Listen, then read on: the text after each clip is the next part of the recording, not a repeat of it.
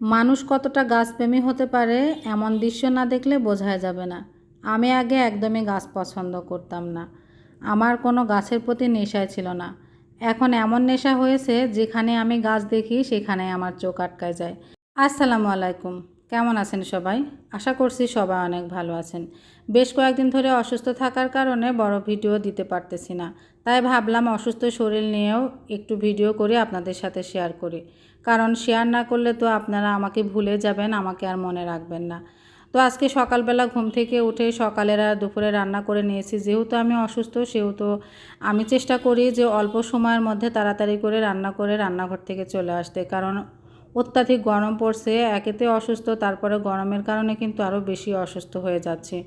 তো ছেলের বাবাকে বলছিলাম মাছ নিয়ে আসতে, ফ্রিজে মাছ শেষ হয়ে গিয়েছিল আর সামনে কুরবানির ঈদ, এই জন্য অল্প করে নিয়ে আসতে বলছি। ও তারপরেও বেশি মাছ নিয়ে আসছে, কারণ ও হাতে আসলে অল্প মাছ কিনতে পারে না। আমি যত বলি অল্প করে নিয়ে আসবা তত বেশি করে নিয়ে আসে।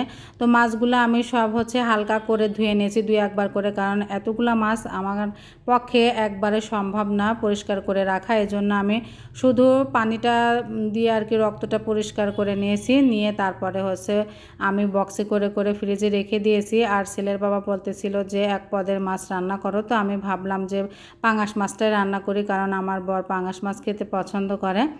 তো পাঙাশ মাছ এই যে পেঁয়াজ দিয়ে ঝোল করতেছি। আর সকালে রান্না করছিলাম ঢেঁড়স ভাজি, আলু দিয়ে ঢেঁড়স ভাজি রান্না করছি আর ঝিঙা ভাজি করছি।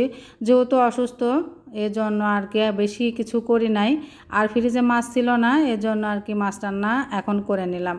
তো দুপুরবেলা এত পরিমাণ গরম ধরতেছিল কি বলবো, আমি তো রান্না করতে গিয়ে গোসল হয়ে গিয়েছিলাম, এমন অবস্থা শরীরটাও খুব খারাপ, প্রেশার বাড়ছে তো তারপরে যাই হোক, যেহেতু নিজে অসুস্থ তারপরেও নিজেকেই কাজ করতে হয়, কিছু করার নেই।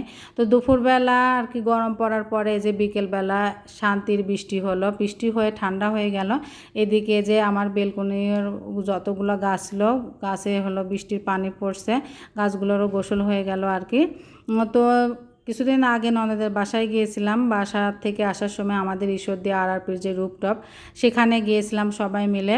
তো একটু ভিডিও করেছিলাম, সেটাও শেয়ার করে দিলাম। সবাইকে ধন্যবাদ। আল্লাহ হাফেজ।